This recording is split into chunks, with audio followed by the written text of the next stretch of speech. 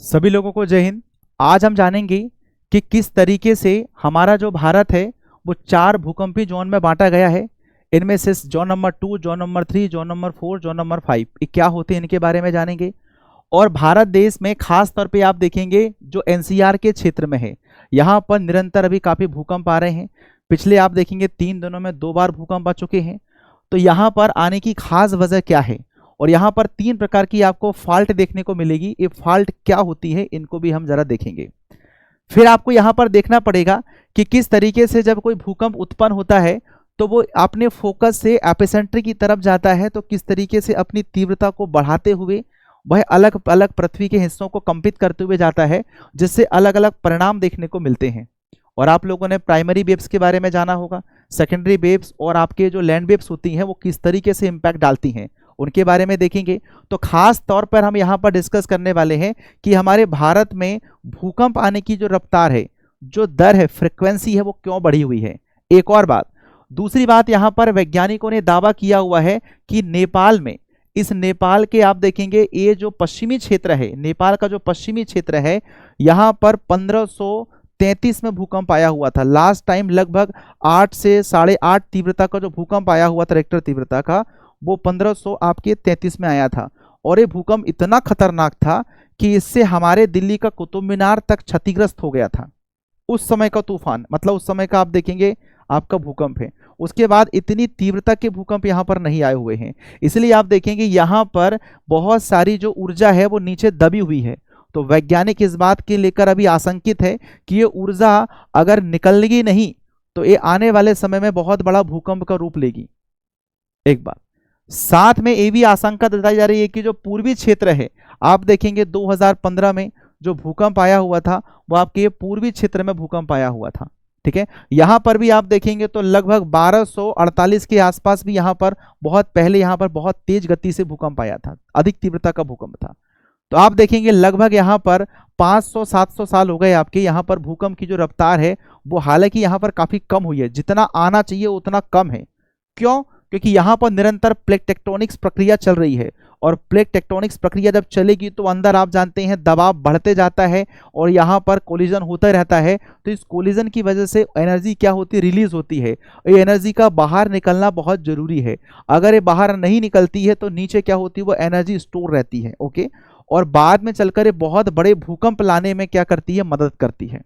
इसीलिए अगर निरंतर यहाँ पर भूकंप आते रहे तो ये ऊर्जा क्या होती है, निरंतर यहाँ से निकलते चलती है। तो ये वैज्ञानिकों की ये स्टडी से ये तो साबित होता है कि आने वाले समय जो रहेंगे नेपाल के लिए बहुत ही दुखदाई वाले पल हैं। इसलिए नेपाल की सरकार को विशेष तौर पर इस बात का ध्यान देना चाहिए कि वहां पर इस तरीके के मकान, इस तरीके की बिल्डिंग बनवानी चाहिए ताकि वो भूकंप रोधी हो। नहीं तो आप जानते हो थोड़ा सा भी भूकंप आता है पूरी की पूरी इमारतें ढह जाती हैं। ठीक है, मतलब अभी आप यहाँ का कंस्ट्रक्शन देखेंगे तो 6.5-7 रिक्टर का तीव्रता का भूकंप भी सहन नहीं कर पाता है। और आप जानते हैं अगर जैसे 8 तीव्रता से अधिक भूकंप आएगा तो सबसे खतरनाक भूकंप आपके 8 रिक्टर तीव्रता से अधिक वाले माने जाते हैं। इससे तो निश्चित तौर पर पूरा चौपट हो जाएगा नेपाल। और ऐसा आशंका जताई जा रही है कि इसका जो बेस्ट वाला पार्ट है, इसके नीचे काफी ऊर्जा स्टोर हुई है। क्यों? क्योंकि यहाँ पर प्लेट टेक्टोनिक्स प्रक्रिया चल रही है और आप यहाँ पर देखेंगे कोलिजन हो रहा है इन दोनों प्लेटों का, यूरेशियल प्लेट और इंडियन प्लेट का। और यहाँ से एनर्जी अगर रिलीज नहीं होगी तो वो बाद में चलकर बहुत इकट्ठी होकर स्टोर होकर जब रिलीज होगी तो बहुत बड़ा भूकंप का स्वरूप लेगी। ओके, चलिए साथ में हम यहाँ पर देखेंगे कि भारत का इसमें इस इलाके से क्या संबंध है। और आप देखेंगे दिल्ली का ही क्षेत्र सबसे ज्यादा यहाँ पर सेंसिटिव क्यों बना हुआ है इस मामले के लिए।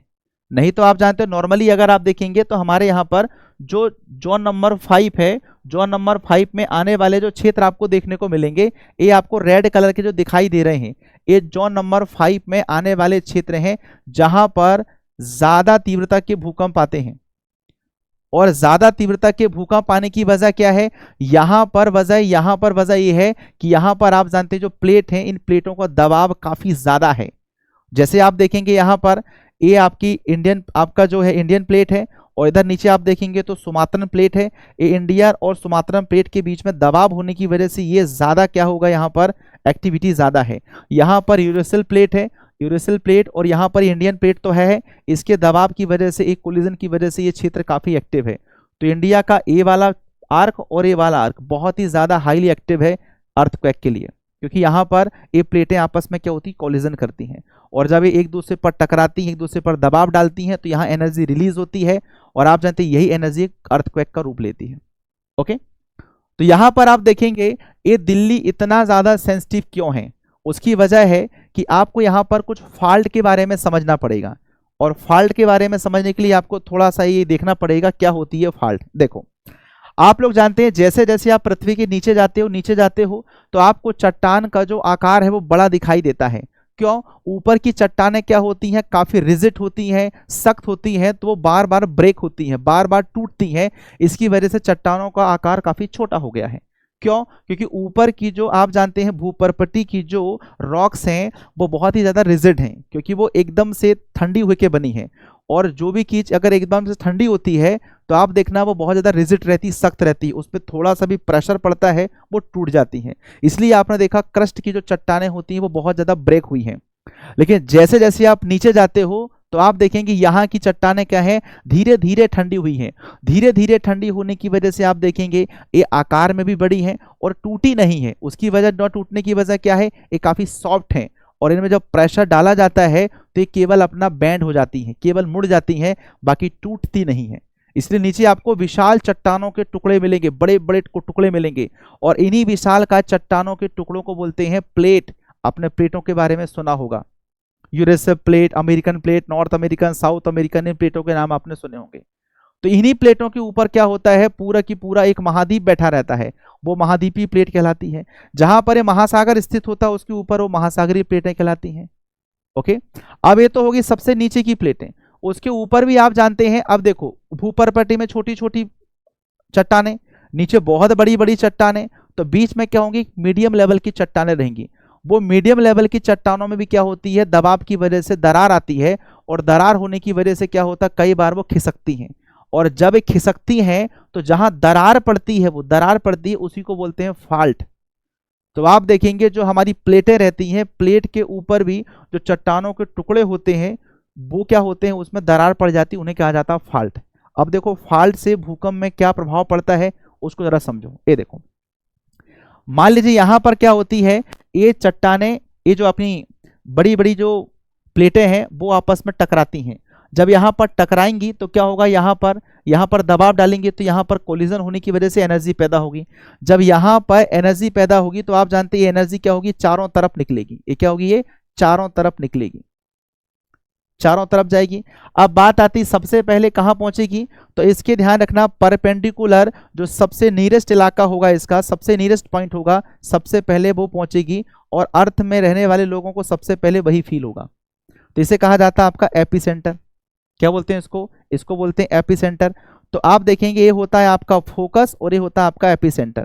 तो यहाँ पर सबसे पहले क्या होती है, हमें ये अर्थक्वेक्स में जो सिस्मिक वेव्स होती हैं वो सबसे पहले यहाँ पर हमें महसूस होती हैं।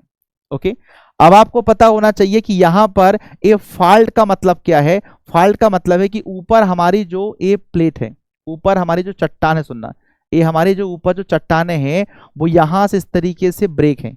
क्या है, वो इस तरीके से यहाँ पर ब्रेक है, इसमें दरार पड़ गई, देखो ये ब्रेक है। जैसे मान लीजिए ये ऐसा है तो इस तरीके से है, ब्रेक है। तो जैसे इसमें फॉल्ट है, देखो ये चट्टान में क्या है, ये फॉल्ट है। इसी फॉल्ट के सारे क्या होता है, जब ये यहाँ पर, जब यहाँ से सिस्मिक वेव निकलती है, इस तरीके से निकलती है, तो जैसे इसे फॉल्ट मिलती है, जैसे ये फॉल्ट मिलती है तो जाना था उसको इधर साइड, लेकिन फॉल्ट की वजह से वो इधर साइड चल जाती है। आई बात समझ में? मतलब अगर क्या होता है, अगर मान लो यहां पर अर्थक्वेक आया, ध्यान समझना, यहां पर मान लीजिए क्या आया, अर्थक्वेक आया। चलो यहां पर मान लीजिए यहां पर अर्थक्वेक आया, तो यहां पर फोकस है, यहां पर प्लेटें टकराती हैं, कोलिजन हुआ, तो यहां पर भूकंप का केंद्र है, यहां उत्पन्न हुआ है। अब मान ली इधर साइड भी जाएगी, ये इधर साइड भी जाएगी, इधर साइड भी जाएगी, तो यहां पर सबसे ज्यादा क्या होगी, उसकी तीव्रता होगी, ये होगा आपका एपिसेंटर।